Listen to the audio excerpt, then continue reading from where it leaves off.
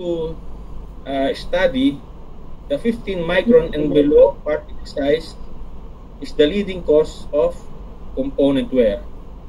And to illustrate micron size particles, a grain of table salt, itong nasa baba, nakikita nyo, is around 100 micron, while human hair is at 70 to 80 microns, while red and white blood cells and bacteria are invisible to our naked eye as they are at 8, 25, and 2 microns in size, considering that the limit of our visibility is around 40 microns.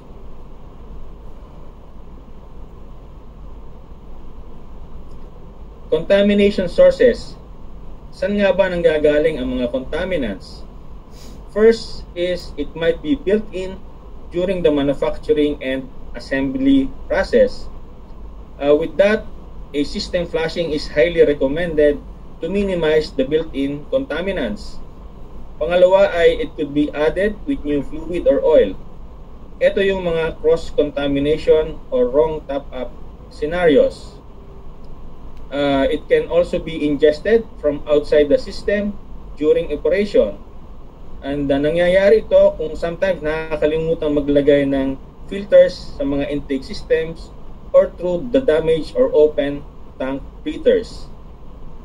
Pwede rin na internally generating during operation.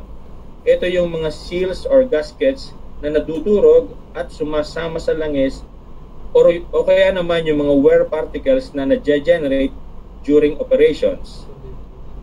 Next is via leakages. That is through damaged heat exchangers, seals, gaskets, or openings that are left uncovered. And finally, through condensation. Once identified the source of contamination, an immediate action should be taken to rectify or fix the contamination sources. Okay, so we now move to the next topic, which is about fluid cleanliness standards. And we have identified the 3 major cleanliness standards accepted globally. We will define each one, but we will be concentrating our discussions more with the ISO Cleanliness Code in measuring fluid cleanliness, as it is more widely used than the other 2 standards. To start, we have the oldest or the first cleanliness standard, the National Aerospace Standards 1638 Code, also known as NAS standard. And this was developed in the 1960s as a guideline for the cleanliness of hydraulic fluids in the aviation industry. And during that time, it quickly became adopted by other industries. Next is the Society of Automotive Engineers Aerospace 4059 Code. It was developed to replace the NAS 1638 standards in the late 1980s.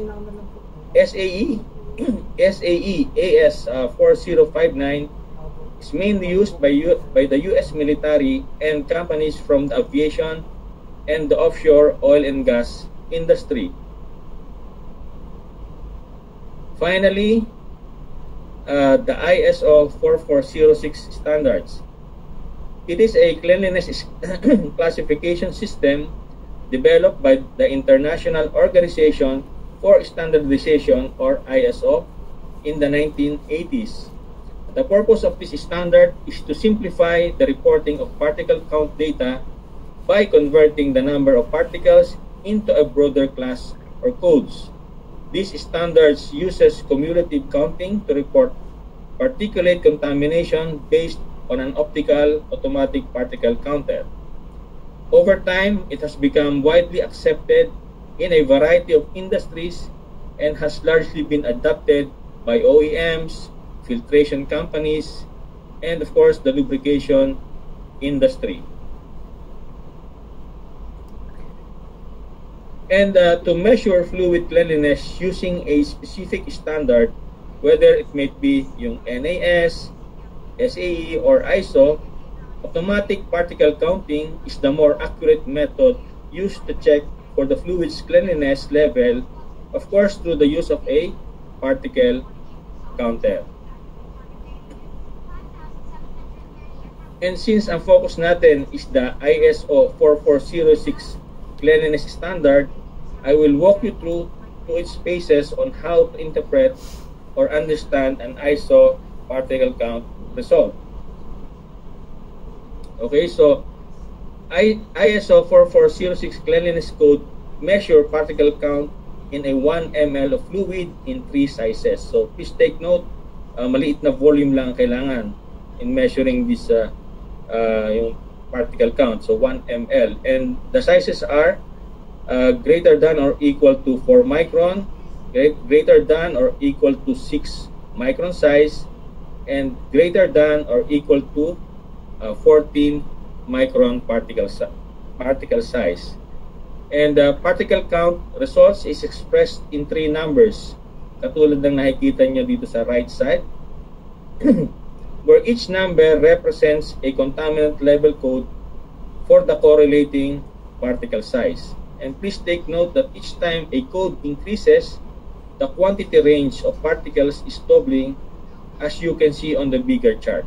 So, yung ranges, kung dito sa bigger chart mapapansin nyo, habang nag-i-increase yung code, nagiging doble yung number of particles. So, as an example, we have a result of ISO 181613.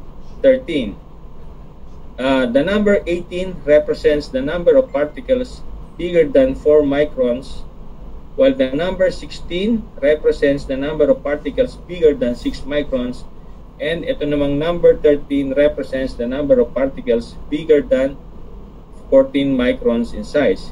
And kung titingnan natin yung maliit na table, yung 4 micron and above have a result of 1,654 particles, while yun namang 6 micron and above ay mayroong 495 particles, at ang 14 micron and above naman ay may 52 particles. Pag kinorelate natin ang resulta sa kabilang table, dito sa bigger table, ang 1,654 particle count, nandito siya in between this range. So, ang corresponding code niya is 18.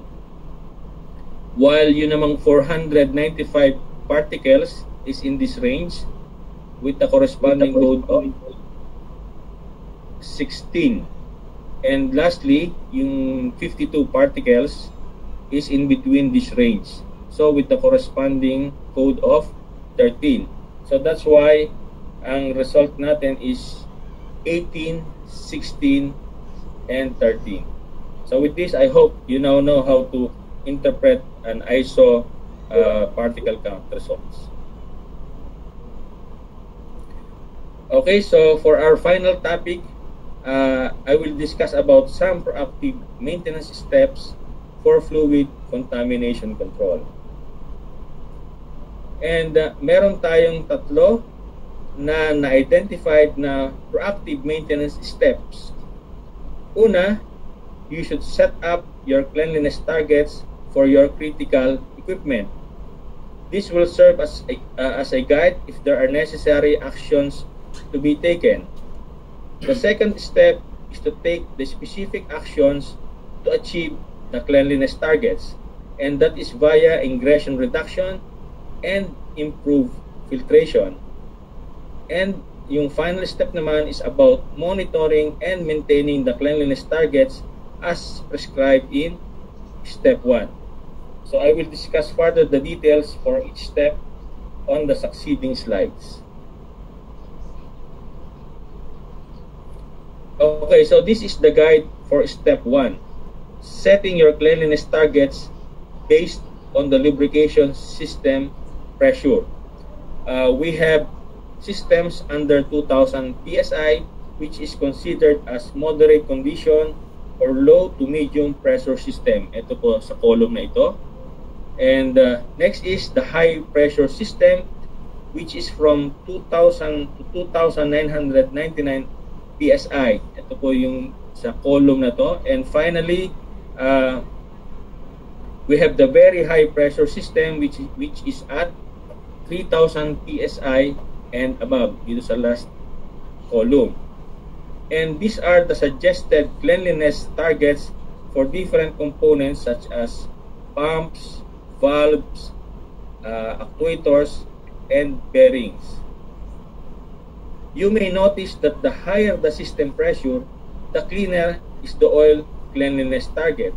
So as an example, ito tayo, so for a fixed piston pump, for medium pressure, the target is at 19, 17, 14.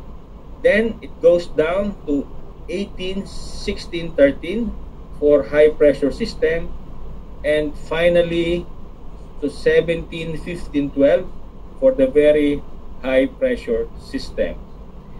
And the logic behind these targets is that as the system pressure increases, the more sensitive and the tighter the component clearance are.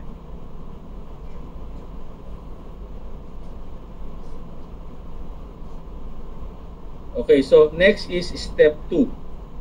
Take specific actions to achieve targets. And these are the specific actions to be taken to achieve step 2. There should be procedures for product receiving, as you can see on the screen. Make sure that you receive the right product contained in the right container with its seals properly intact.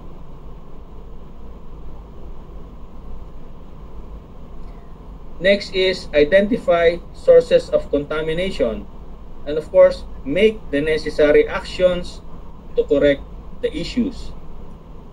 Finally, improve your oil storage and handling capability, and it is recommended to invest on the following items: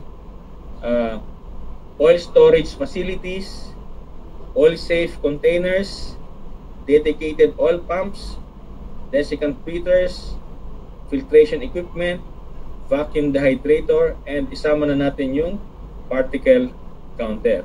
And these items will surely help in your contamination control program. Finally, for step 3, it is highly recommended to invest on on-site particle counter for easy monitoring of fluid cleanliness level. That ends my presentation. I will turn you over back to our host. Dean, over to you. Thank you, Randy. So we are reminded that contamination is one of the major sources of failures. We understood more about fluid cleanliness standards, so now we decide to take necessary action for proactive maintenance steps. So we will have our 5-minute break. It's already 10:43. We will start at exactly 10:48. And also as a reminder, yung pong registration natin, no, we need to register